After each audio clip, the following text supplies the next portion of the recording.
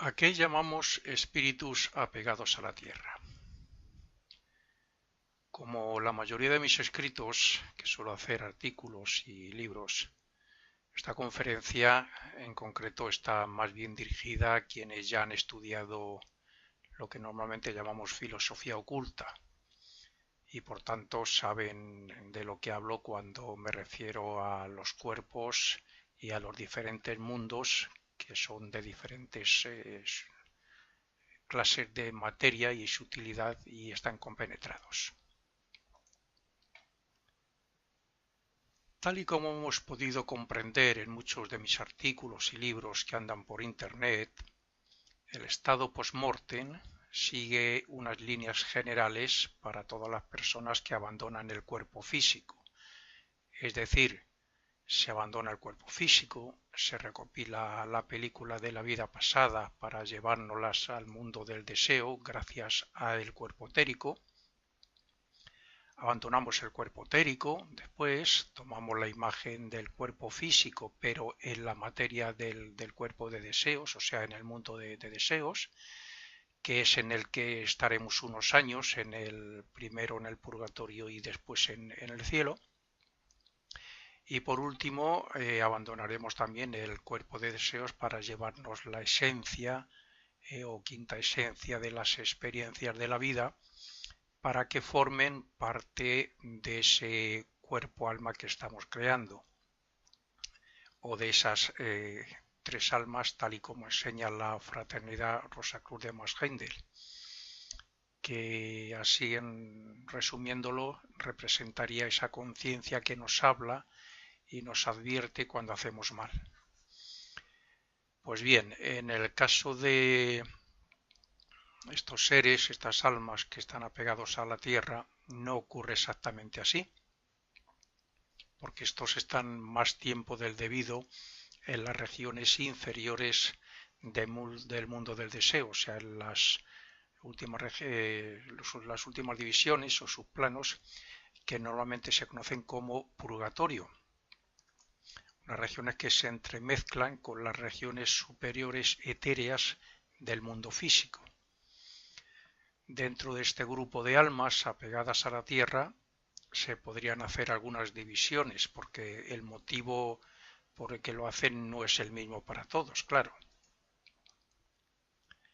Dependiendo de varias circunstancias, como por ejemplo el tiempo que se pueda estar despierto, la duración de la vida y las molestias que le pueden causar las personas que haya a su alrededor, de la persona que muere, sabemos que las personas que fallecen están en las regiones etéricas del mundo físico, en su cuerpo etérico de deseos y con su mente entre 15 y 75 horas aproximadamente, que es el tiempo que se suele necesitar para grabar, para ver, visualizar la película de la vida pasada en el cuerpo de deseos y así luego pasar al mundo de deseos.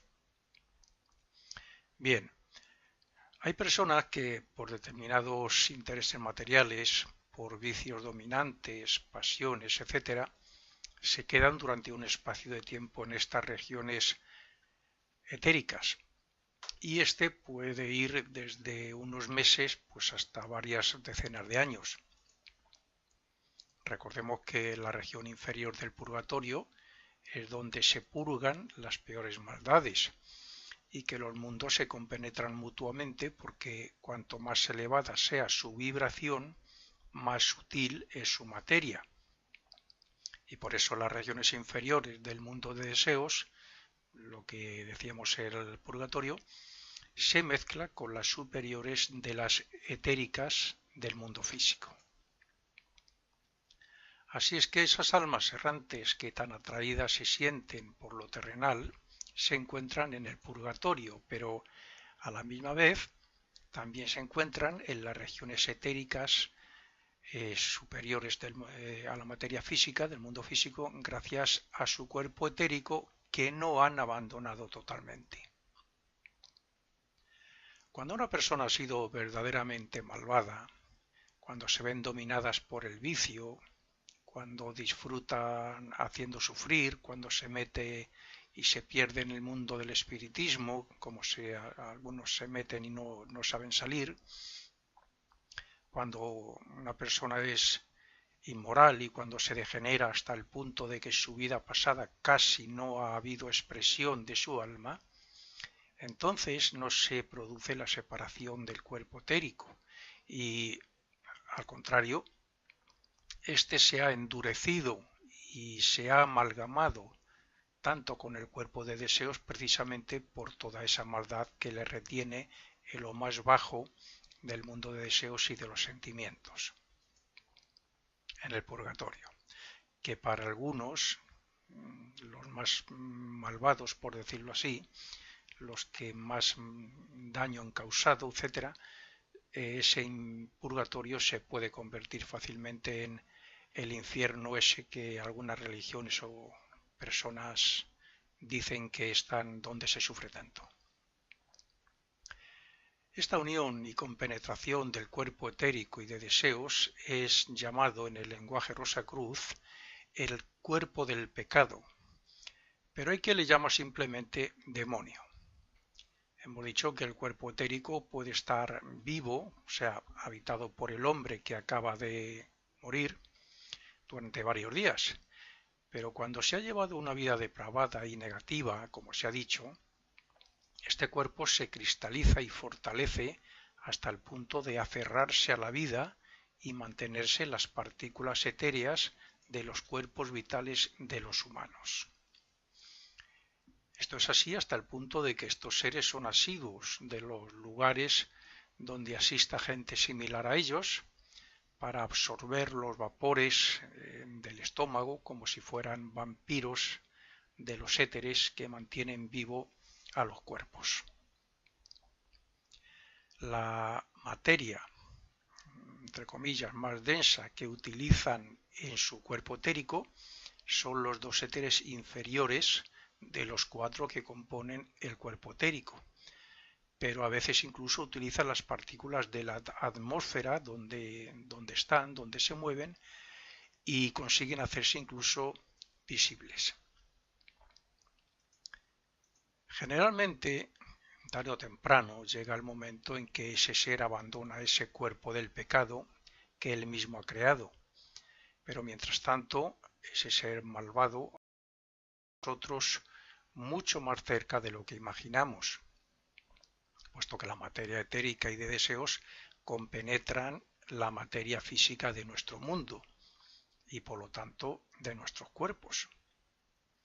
Estos seres, sean viciosos del sexo, de la droga, dictadores, machistas, terroristas, etc., son más peligrosos que cuando vivían físicamente, porque ahora son invisibles a nuestros ojos y tienen los medios o la manera degenerada o depravada, y tienen la capacidad suficiente como para incentivar, estimular a otros que tengan una naturaleza similar a ellos para que se comporten de una manera degenerada o depravada como ellos lo hicieron y lo siguen intentando hacer.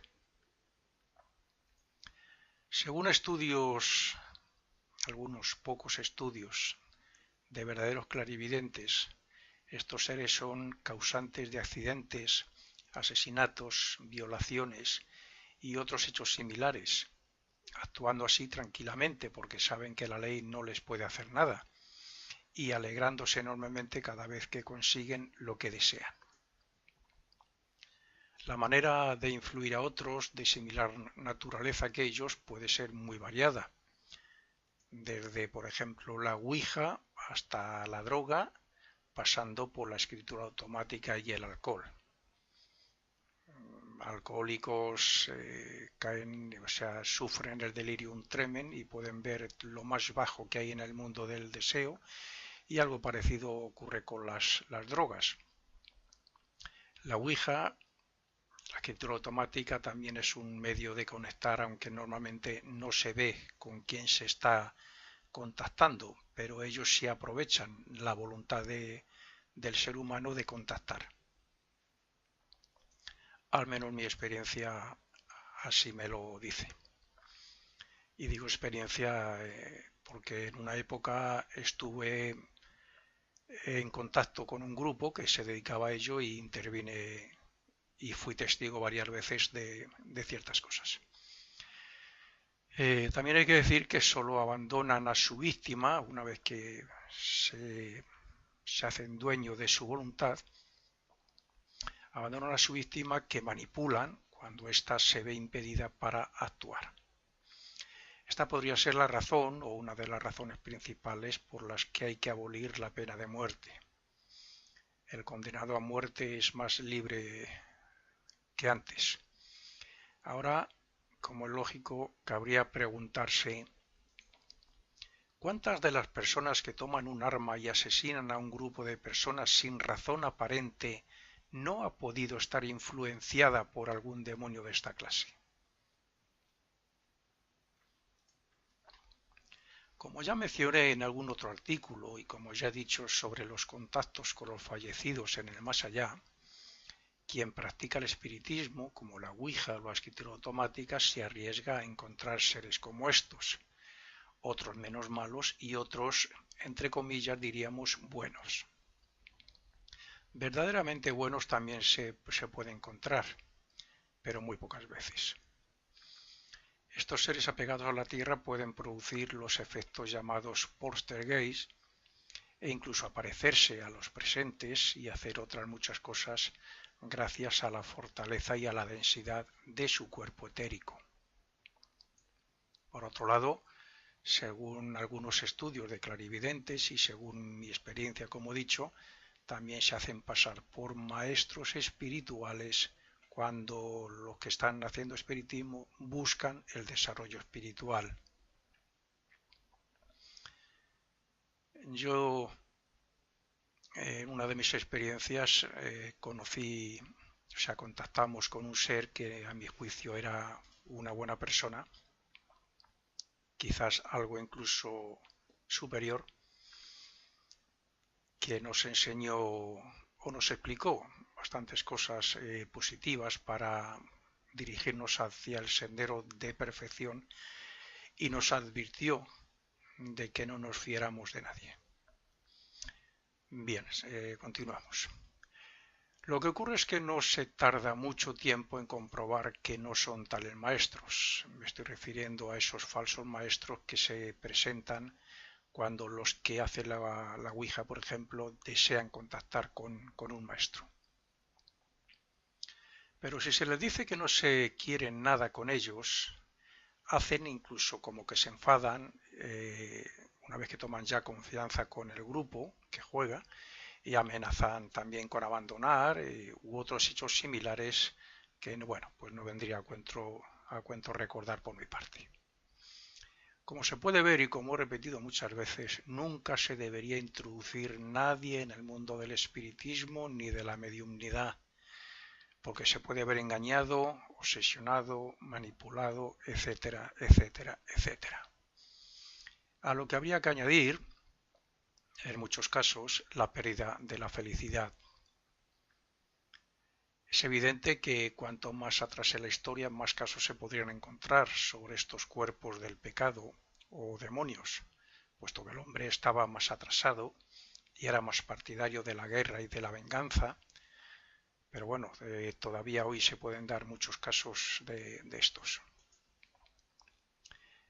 Lo que sí se puede afirmar es que todo el mal que siguen haciendo después de abandonar el cuerpo y gracias a ese cuerpo del pecado, tendrán que pagarlo en las regiones más bajas del purgatorio, ese infierno que muchos dicen. Pero esto no se queda solamente aquí, porque cuando esa alma se eleva al cielo, gracias al trabajo que sobre él hacen las fuerzas del mundo de deseos, se queda el cascarón de ese cuerpo de deseos y vital. Este cascarón no es como el de cualquier otra persona, porque tiene una especie de conciencia individual gracias a las experiencias grabadas en el cuerpo etérico y en el de deseos. Es cierto que al no tener mente, este cascarón no puede pensar, Sin embargo, el resultado de su vida física y de la postmortem apegada a la Tierra le han facilitado una astucia y una especie de instinto que le permitirá vivir, entre comillas, de forma independiente durante quizás siglos. Como el comportamiento de esta persona ya en la Tierra no fue nada espiritual y como el cuerpo del pecado empeoró la película de su vida, la película de la que extraemos el beneficio de nuestra vida pasada, claro. Está claro que no tiene motivos para estar mucho tiempo en el segundo ni en el tercer cielo de la filosofía Rosacruz. Por eso solo está el tiempo necesario para preparar un nuevo ambiente para su próxima vida y renace muy pronto para satisfacer esos deseos materiales y personales que tanto le dominaron y que debe terminar.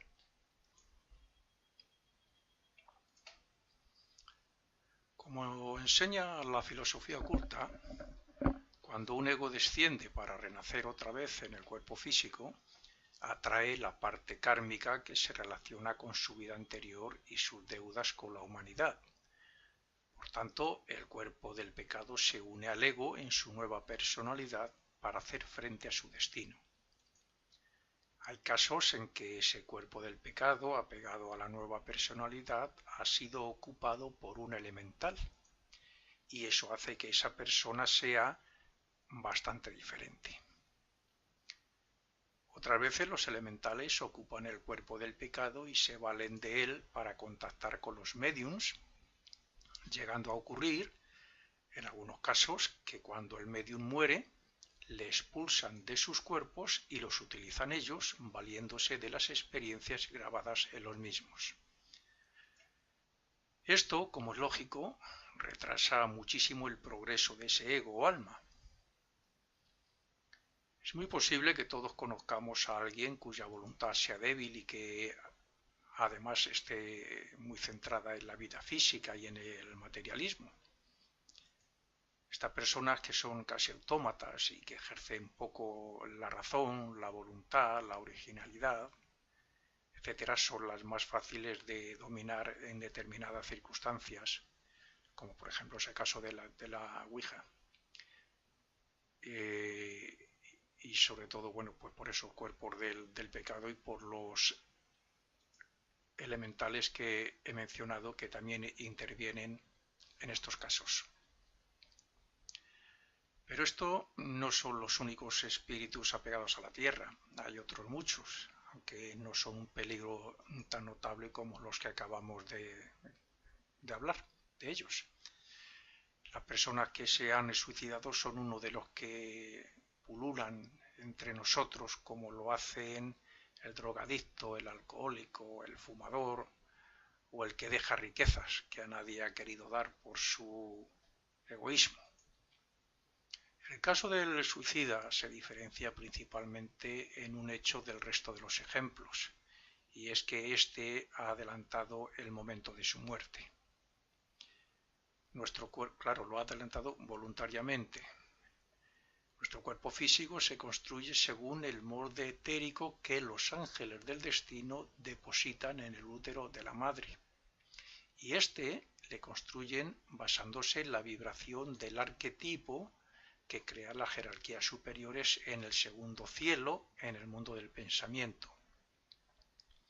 Estas jerarquías son colaboradoras en nuestra evolución, como nosotros colaboramos al fin y al cabo en la evolución de los animales. Esto significa que a la hora de la muerte, la vida procedente del espíritu y relacionada con ese arquetipo se rompe en su conexión en el corazón para que el cuerpo etérico salga del físico y al cabo de unas horas comience también su descomposición. De este modo, el ego queda libre para ir al purgatorio y al cielo y después continuar hasta llegar a su hogar con la quinta esencia de la vida pasada. Pero cuando una persona se suicida, lo que hace es forzar la ruptura en el corazón y la salida del cuerpo etérico del físico, con la diferencia de que al cuerpo de deseo se le une parte de los éteres inferiores, los más densos, y de los gases del cuerpo, quedando el suicida con un cuerpo astral muy materializado y muy sensible y susceptible a lo más bajo e inmoral, precisamente por no tener el amortiguador, que es así como se podría llamar también en estos casos, que es el cuerpo físico. Porque una persona se suicide no elimina la vibración del arquetipo que existe en el mundo del pensamiento y que mantiene vivo el cuerpo físico. Por tanto, suicidarse es como decir que no ha madurado lo suficiente como para recoger la cosecha de lo que debería ser su vida. Entonces, en el más allá, lo que hace es que sigue intentando hacer la vida de antes, pero con las sensaciones del cuerpo físico, aunque sin tenerle. Llamo sensaciones, por ejemplo, al hambre y la sed, lo que produce un fuerte dolor agudo en todo el cuerpo de esa persona que está como si estuviera vivo, pero sin cuerpo físico. La única solución que a veces encuentran los suicidas para calmar ese dolor es aspirar olores fuertes y muy condimentados. Otros aspiran otras cosas, no sé, según los vicios que hayan tenido aquí. Es muy posible que en el caso de que la persona sea culta, moral y con anhelos o ideales elevados, sufra menos o tenga incluso alguna ayuda. De todas formas, aunque se le puede ayudar hablándole mientras dormimos y orando por él para que nuestros pensamientos benefactores y auxiliadores sean como un guía y ayuda espiritual, no dejará de sufrir hasta que llegue la fecha prevista para su fallecimiento físico, que es la fecha en la que hasta donde vibra ese arquetipo que se crea, que crean esas jerarquías en el mundo del pensamiento. Mientras ese arquetipo vibre, estará intentando atraer materia para el mantenimiento del cuerpo, pero como no tiene cuerpo físico, no la atrae, y el suicida tiene una sensación muy grande, pues como he dicho antes, de hambre y me imagino que sed, entre otras cosas. El suicida, como cualquier otra persona, puede cumplir con el tiempo programado, entre comillas, y morir cuando el arquetipo se colapse, cuando llegue a su límite. Puede alargar su vida si lleva una vida pura, o puede acortarla cuando desprecia las oportunidades y las posibilidades de progresar moral y espiritualmente. El hecho de suicidarse suele ser a causa de no querer cumplir con sus deberes y responsabilidades, pero el suicida no sabe que después de morir, de separarse del cuerpo físico, pues está más vivo que nunca y que es mucho más sensible, bastante más sensible, al estar fuera del cuerpo físico, a todo lo terrenal, todo lo que aquí tocábamos, manipulábamos, comíamos, bebíamos, a los deseos, etc. El estado de sufrimiento temporal de un suicida también es una oportunidad de aprender algunas lecciones. El suicidio es una manera de escapar o un acto de cobardía para no afrontar el destino, a veces maduro e inevitable que la ley de consecuencia nos trae. Pero el sufrimiento mismo también hará que en la próxima vida no tenga el coraje necesario para volverlo a hacer. Y si lo tenga para cumplir con su destino y para enfrentarse a sus problemas. Digamos que si se le pasara por la cabeza en otra vida volver a hacerlo, para nada. Está claro que el sufrimiento no va a cambiar nada de lo que tenga pendiente como causa de su suicidio. Por tanto, tendrá que volver a ver a las personas o a vivir las circunstancias del pasado para saldar deudas y fortalecer el carácter. Las leyes divinas son sabias y el suicida extraerá su adelanto de dicho sufrimiento, dándose cuenta de que lo que hizo fue un acto voluntario y por eso no puede culpar a nadie. Aunque no con la conciencia terrenal, somos nosotros quienes aceptamos el destino que nos ofrecen las jerarquías creadoras de ese arquetipo en el mundo del pensamiento. Y como el arquetipo tiene vida, vibración y sonido, para determinados años, seguirá intentando atraer materia para los cuerpos etéricos y físicos con la intención de mantenerlos vivos, lo que no conseguirá, claro. Lo triste, además del sufrimiento y el dolor, es que tendrá la escena del suicidio siempre presente hasta que llegue el momento en que debía morir. Y esto ocurre en la división inferior del purgatorio.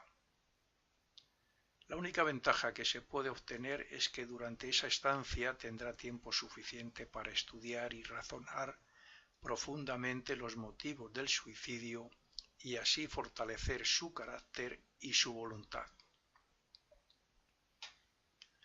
El arquetipo vibrante situado en la región concreta, las regiones inferiores del mundo del pensamiento, es el que, de acuerdo con esa vibración, atrae el material que, según su desarrollo espiritual, le pertenece para formar sus cuerpos.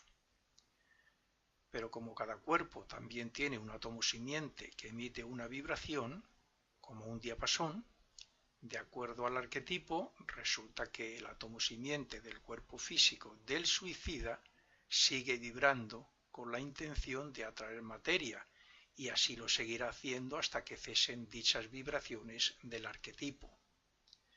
Al no tener cuerpo físico, el suicida vive una especie de tormento o angustia que le hace sentirse como si le hubieran arrancado o sacado a la fuerza de su cuerpo físico. La muerte no cambia a la persona fallecida y según sea la moral, los deseos e inclinaciones de ésta, pues así podrá arrepentirse y purgar sus deudas o, por el contrario, continuar en esa parte inferior del purgatorio apegado a los vicios y placeres o haciendo presa y mal a los vivos. Pero es conveniente tener presente que los molinos de Dios muelen muy lentamente, pero lo hacen muy fino. Cuando una persona muere asesinado o por accidente porque no ha tomado las debidas precauciones, digo accidente entre comillas, habría que hablar mucho sobre esto, o también porque ha sido víctima de un hecho sin mala intención, no ocurre como en el caso de los suicidas, sino que está en una especie de sueño temporal hasta que llegue el momento en que debía morir. El suicida es consciente de sí y de que le falta el cuerpo y por eso sufre al sentir intensamente la vida, lo cual solo puede calmar en algún grado gracias a las personas físicas y a los médiums. Visto desde el punto de vista de la materia, el arquetipo es un espacio vacío, vibrante, cuya nota clave atrae la materia y los éteres para sus futuros cuerpos. El suicida está conectado con su cuerpo de deseos al arquetipo, y como tiene los átomos simientes o núcleos sobre los que se forman el cuerpo etérico y el físico, pero no tiene esos cuerpos, tiene una sensación de estar hueco, lo que, como he dicho, se traduce en una especie de gran hambre. Él tiene materia a su alcance para atraer hacia su cuerpo físico, pero como el átomo simiente, que es el que debe atraerla, no recibe la vibración del arquetipo, como cuando estaba en el cuerpo vivo, no puede atraer la materia. El suicida suele tener ante su visión el propio suicidio durante mucho tiempo, lo que le hace sufrir. Pero eso se grabará tan bien que si en una próxima vida se le mencionará algo sobre un suicidio, sobre el suicidio, le entraría verdadero pánico. Con el asesinado, como se ha dicho, no ocurre lo mismo, porque se le induce a una especie de coma Y si el asesino muere antes de que su víctima despierte y pase al primer cielo, pues sentirá la presencia de su víctima asesinada junto a él. Más sufrimiento, diríamos. De cualquier forma, la presencia del asesinado acompañará al asesino durante su estancia en el purgatorio. Si queremos evitar el apego a lo terrenal, debemos analizarnos y ver si nos domina el hecho de acumular bienes o dinero, o si estamos dominados por el alcohol, el tabaco, etc. Porque si es así, significa que tendremos que sufrir por todo ello en la región más cercana posible a la Tierra. Ningún deseo material ni personal puede ascender al cielo. Esto me recuerda un poco a la película de Ghost. Quiero recordar que había un personaje que estaba desesperado por poder fumar. Quería coger los cigarros, pero no podía. Otro caso en el que algunos fallecidos se quedan muy cerca de la tierra es el de los asesinos y terroristas, puesto que esas acciones causan un verdadero infierno para ellos, con la particularidad de que si el asesino muere y su víctima está todavía en el mundo de deseos, se verá atraído por ella. Sí, ese es uno de los sufrimientos de estas personas que tanto dolor causan en la tierra. El asesino estará en presencia de su víctima o víctimas, las cuales pensaban que su asesino estaba muerto y que no le volverían a ver. Si el asesinado ha despertado del sueño o estado de coma que se le sometió por no ser culpable de su muerte, también puede estar ante su asesino durante un tiempo, pero luego deberá hacer su purgatorio y su cielo como cualquiera.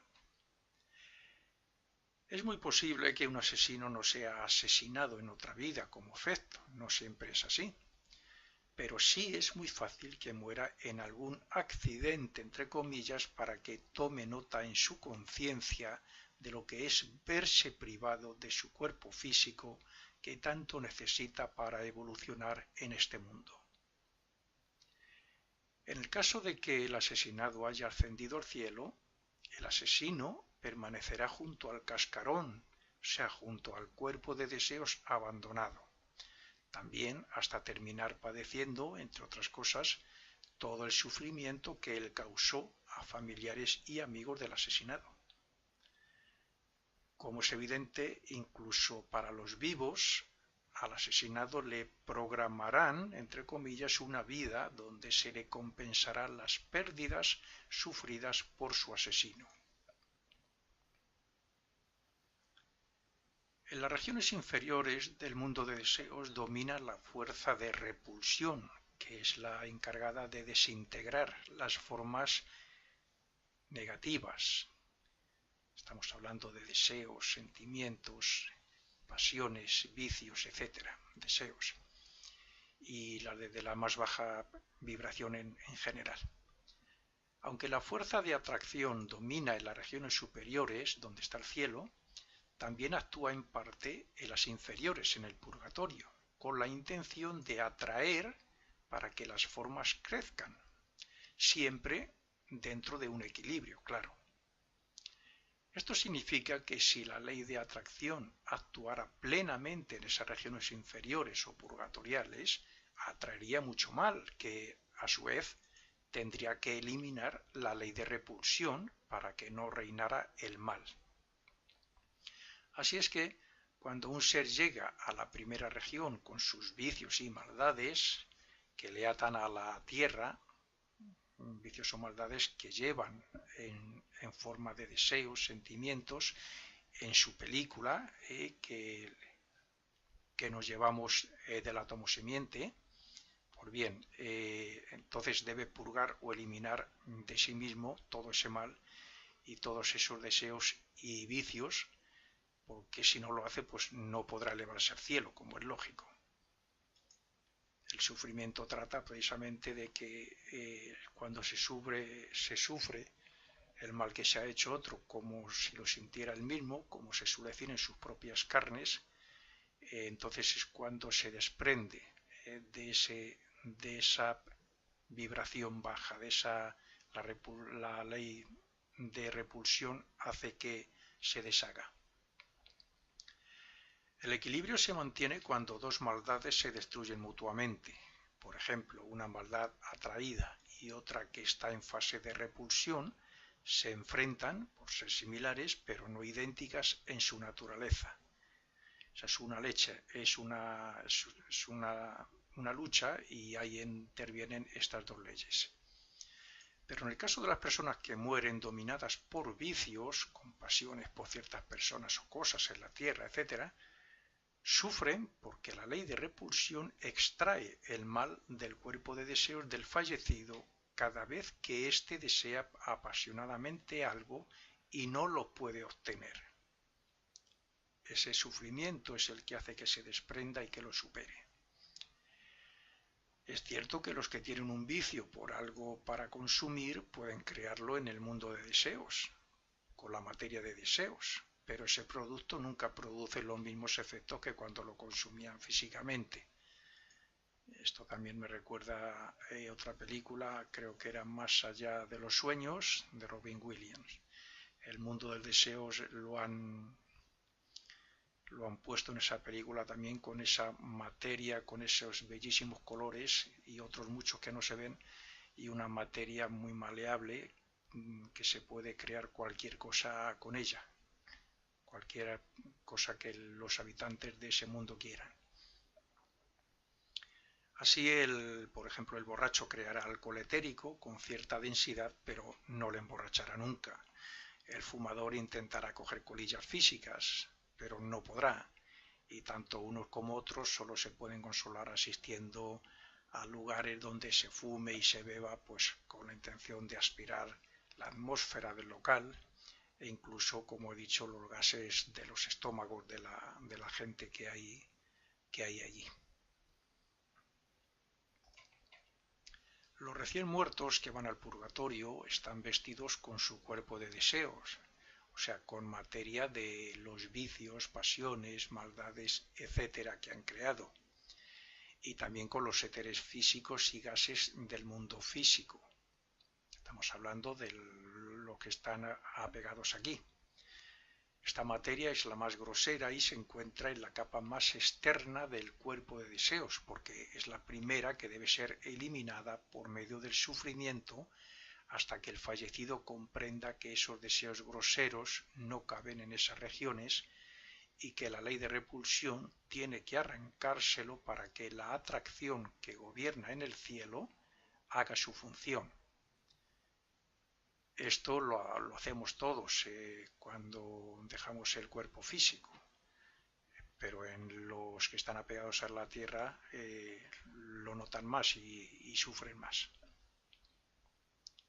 Como el sufrimiento en el purgatorio no es continuo, porque hay pausas porque si todo fuera sufrimiento terminaríamos acostumbrándonos a él y llegaría el momento en que no sufriríamos por muchas cosas, claro. Entonces hay pausas. El hecho de tener esa materia grosera en la capa externa hace que el ser se sienta atraído hacia la tierra en busca de lo que aún le domina. Y cuando hace esto vuelve a sufrir y a purgar sus defectos. Según va eliminando la materia de deseos grosera de su cuerpo, estará capacitado para ascender a las regiones superiores, donde completará su aprendizaje de que lo que le atraía en la tierra no sirve para nada en el cielo.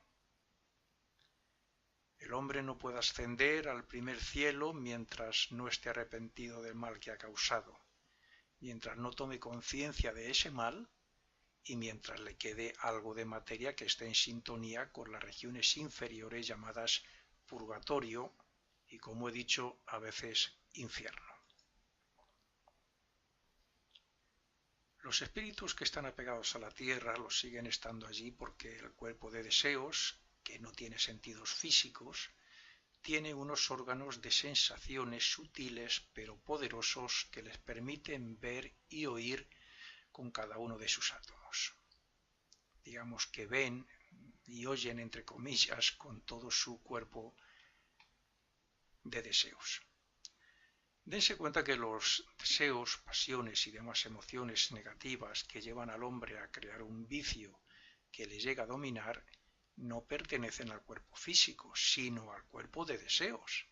Y por eso es el cuerpo de deseos el que los contiene en su materia, y es el hombre el que sufre cuando se deshace de esa materia por no poder obtener lo que desea.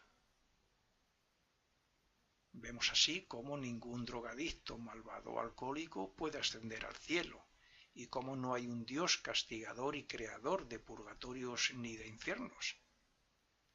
Solo el hombre crea esos estados de conciencia con su maldad y con sus vicios.